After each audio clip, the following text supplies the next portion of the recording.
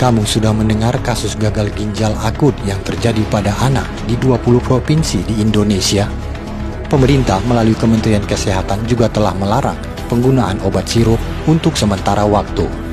Lalu apa yang harus kita lakukan bila anak di rumah terserang demam? Sebagai alternatif, kamu bisa memanfaatkan bahan-bahan yang ada di dapur sebagai obat alami menurunkan demam, batuk, dan pilek pada anak. Cara membuatnya, ambil 1 siung bawang merah dan 1 siung bawang putih, kemudian jahe seukuran kuku ibu jari.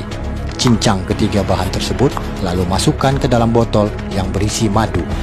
Selanjutnya masukkan juga sedikit perasan jeruk nipis, tutup botolnya, lalu kocok agar semua bahan tercampur.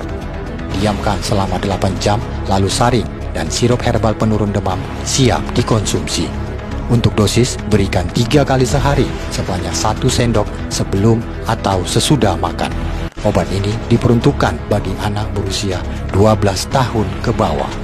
Semoga bermanfaat.